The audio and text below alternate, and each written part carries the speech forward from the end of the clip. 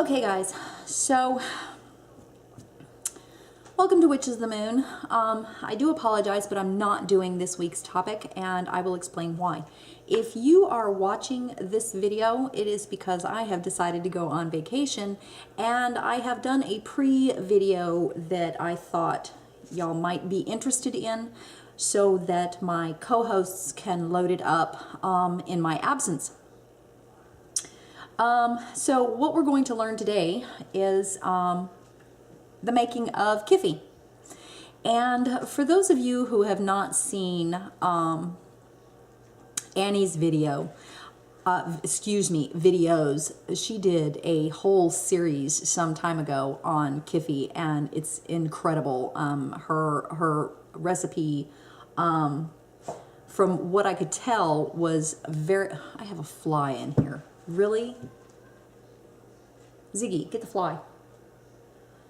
Anyway, so her recipe is very close to mine.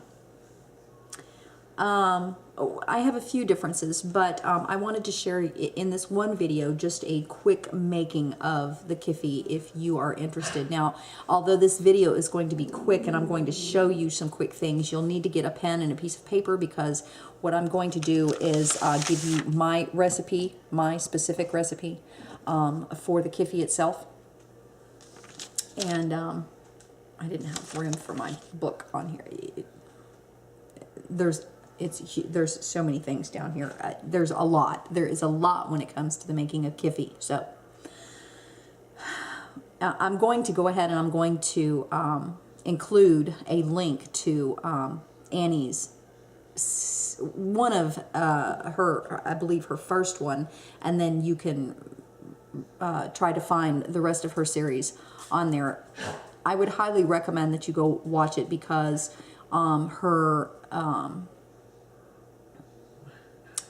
experiences with the herbs and what they mean and how you should be blending them and the purpose of them in the Kyphi is, she's just incredible. It's an incredible series. You really need to go watch it. I will warn you though, it's going to take a while, because if I'm not mistaken, there's 11, 12, 13 videos, something like that. So let's go ahead and get started. Get you a piece of paper, get you a pen, because I'm going to give you the recipe, or at least my recipe. It's a little different than Annie's, but if you go and you watch her series, I believe you can go ahead and you can try to pull her recipe as well. Now, for those of you who do not know what Kyphi is, it is a small pellet size incense that was created by the Egyptians, and each one of the ingredients have a specific meaning, and the total time to create the Kyphi, and I'm talking from the starting of the first ingredient to the actual time when you actually have your pellets. And I apologize, I don't have any more, that's why I'm making more. To the time that you actually have the pellets themselves is probably going to be about a month. Okay, it's believe me, it is not a fast incense by any stretch of the mind, and the pellets are about this size, so goes a long way, believe me. So grab your piece of paper, grab your pen, because I'm gonna show you what I'm halfway into my staging, but I will give you the information that I have. So, and for those of you who do not know what Kyphi is, Google it. This is one of those times when you can do your research. So, what I have here is, in this jar, is what would be most commonly known as the wet ingredients. And the wet ingredients are what you need to put together first, because this actually needs to set for several days, 11 to be exact. And although there's reasoning behind that, I allow mine to sit for 11 days. Now, what is in this jar? Write this down. 50 raisins. I use black raisins. They don't have to be fancy raisins. They're good size raisins, but 50 raisins. I use a half a cup of chopped figs. Doesn't, I apologize, hold on.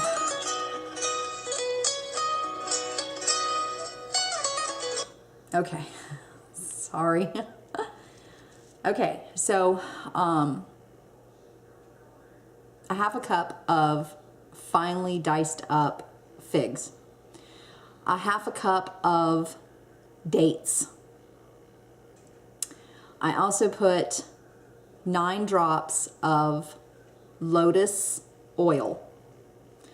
I also put 3 strands of saffron. And then I top off all of the ingredients with a very, very red wine. I use a Merlot. I prefer a Merlot. It does not have to be something expensive, but a Merlot. I top this off. Now, it does need to be moved daily. And should your ingredients start to soak up the wine, then you will need to top it off again, add a little bit more. Set that, whatever you have left aside, because you are going to use the wine again. This is going to set now. I do not refrigerate this. The alcohol, for some reason, keeps it just fine, so it's not molding or anything. But if you are worried about molding, then you can put it in the refrigerator. So this is your wet ingredients, okay? While in the days that your wet ingredients are fermenting and coming together, you're going to need to start, and I do this in different stages on different days. It's up to you as to how you want to do this. But the additional ingredients that I put in mine is going to be, let's start with,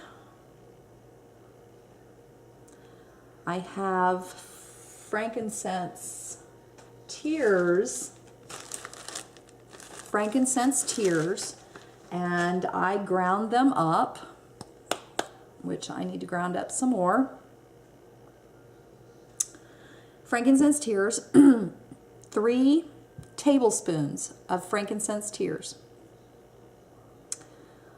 On that same night, I do myrrh gum or myrrh resin. I also ground that up. Now, mind you, these when you grind these up, they need to be a very, very fine powder, very fine. I have myrrh powder here. You're going to need 2 tablespoons of myrrh powder.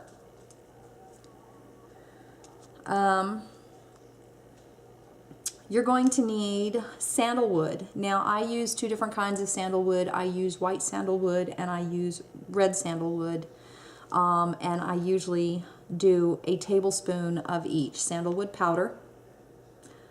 This is my sandalwood powder. That is my red, and I think I'm out of my white. I think I already put the bottle back up. I did. Hold on. Let me show you.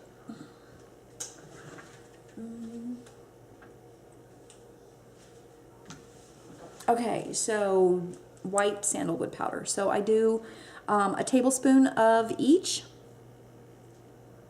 And while I'm doing these, I keep the container that I am doing these in, that I'm adding them in, I keep on my altar, and I do a blessing for each one and an offering to Hecate with each one of these. And as you can see, this is what sits on my altar. This is the container, and what you're looking at in there is the different ingredients that I have ground up and that I have put together so far.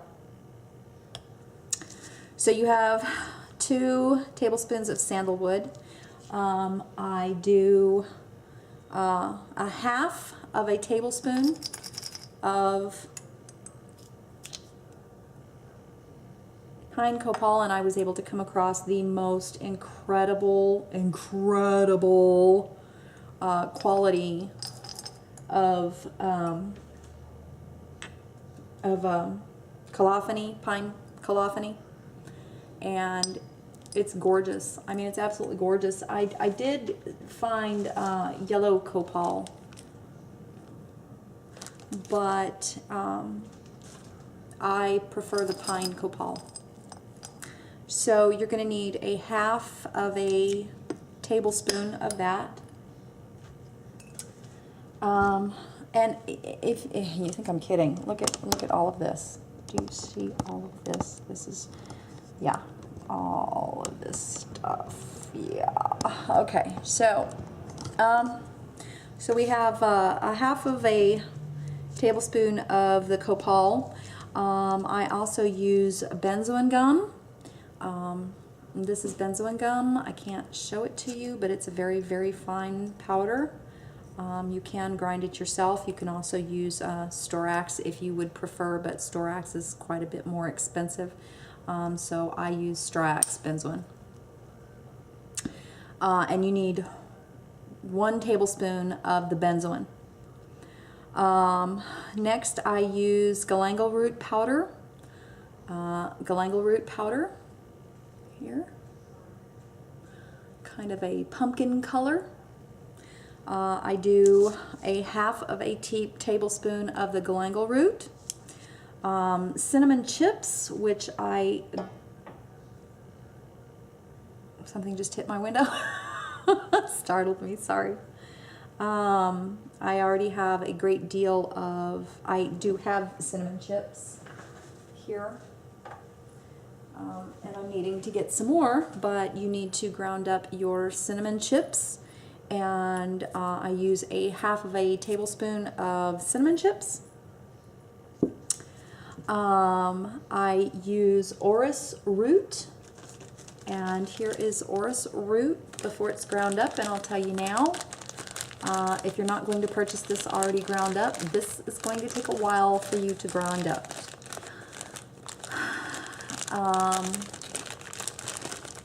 I would recommend a sifter because there's just no way you are going to get this all ground down into a fine powder.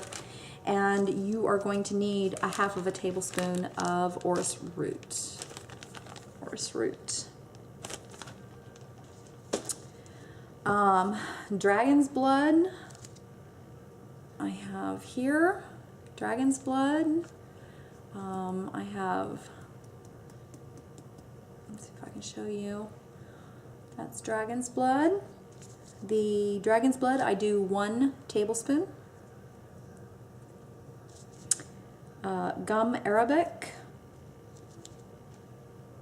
Where did my gum arabic go? Ah, gum arabic white powder. You can also grind this up. Find it in the harder form. I have the acacia series or species. Of the gum arabic, you want 2 tablespoons of that. You also want cedar. I use red cedar, and again the same thing when it comes to grinding this up. You will spend a long time, which I'm still in the process of doing. You can see here what you're trying to do is get dust out of this, and you're going to end up, if you look down in the bottom, you start to get dust, and then you sift the remaining slivers out. You're going to need 1 tablespoon of cedar, and I think that's everything. Oh, 1 tablespoon of juniper berries, and when I do my juniper berries, of course they come looking like this. I don't know if you can see that or not. Let's see. Juniper berries. For those of you who have ground up juniper berries, you know that they can become a little bit gummy, so what I typically do is I grind up a larger amount. I'm not going to need all of this. I grind up what I can, and then I let it dry out for a day or 2, and then I go back and I grind again, and then I sift, and you are going to need 1 tablespoon of juniper berry.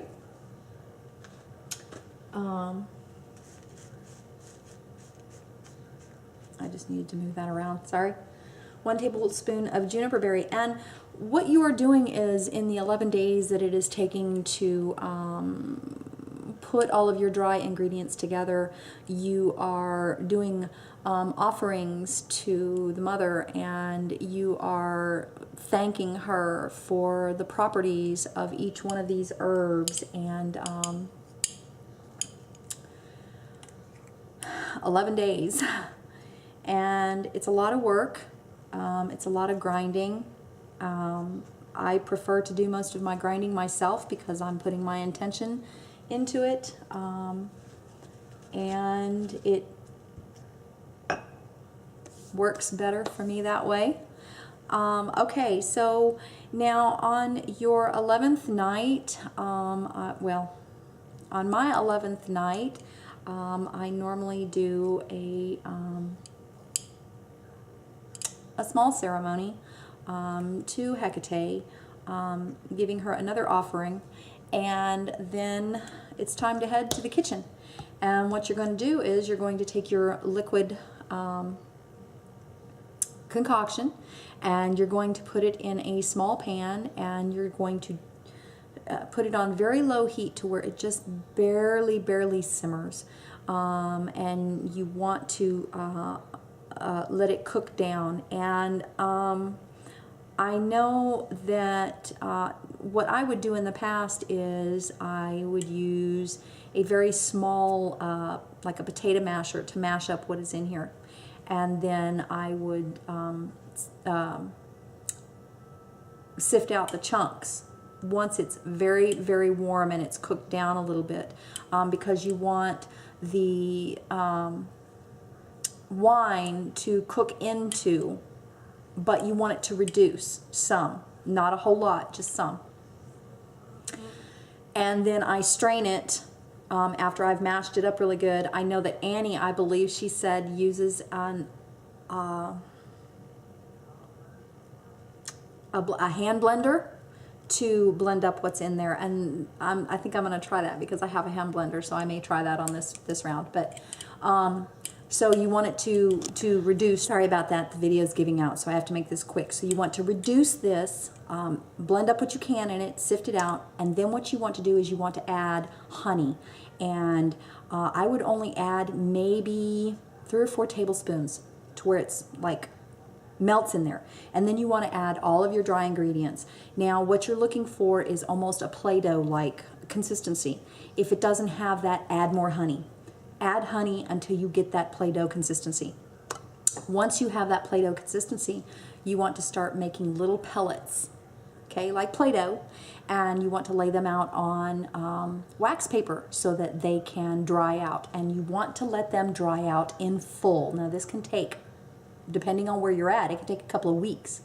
But believe me, you want these to dry out. Once they have dried out, you can store them in something glass that's airtight. They don't store forever, so don't make a huge batch expecting them to last for the next year or so, but they make wonderful gifts, wonderful